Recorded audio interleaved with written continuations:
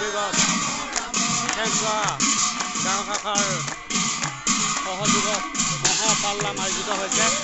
এই মহাপালনামত অসমৰ একশৰণ ভাগৱতী সমাজৰ প্ৰতিষ্ঠাপক আচাৰ্য বাপেশ্বৰৰ ডাঙৰ পুত্ৰ বৰ্তমান একশৰণ ভাগৱতী সমাজৰ প্ৰধান সচিব বাপ তেখেত আহি আমাৰ মাজত উপস্থিত হৈছে। এইসমূহ প্ৰভু ভগৱন্তৰ একান্ত সেৱকসকলে তেখেতলোকক আদৰণি কৰি আনিছে।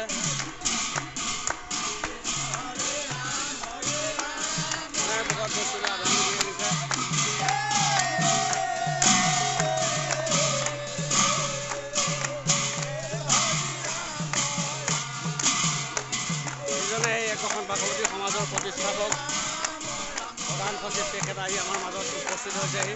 তেখেতলোকক সমূহ ৰাইজে আদৰণি কৰি আনিছে।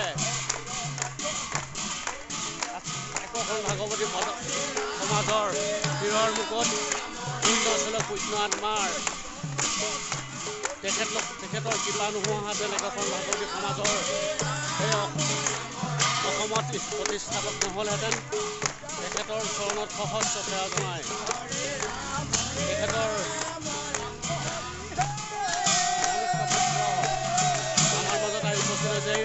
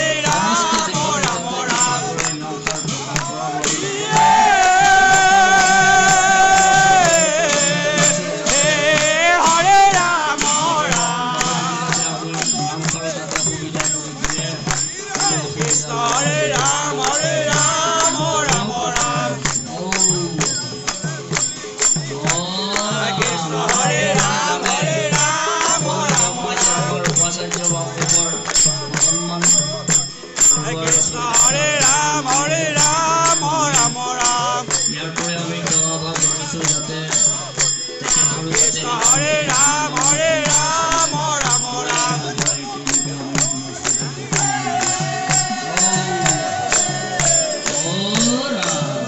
তেখেত আহি আমাৰ এই বৰনামঘৰত উপস্থিত হৈছে তেখেত আহি বৰনামঘৰত উপস্থিত হৈছে তেখেতক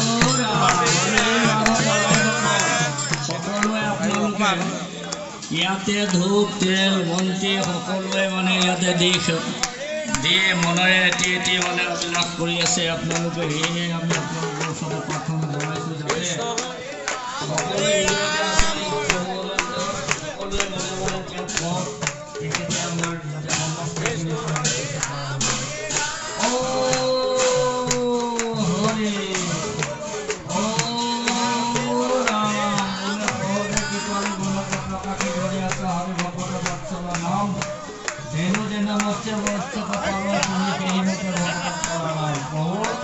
সমালো সেৱকন মোৰ বুলি গ্ৰহণ কৰি যাতে কৃপা কৰিব হৰি ৰাম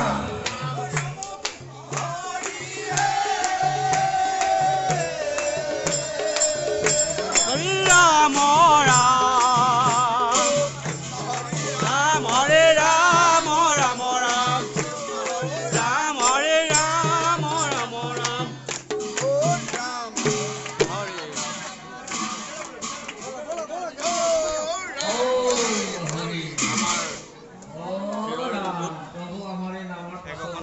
সমাজৰ প্ৰতিষ্ঠাপক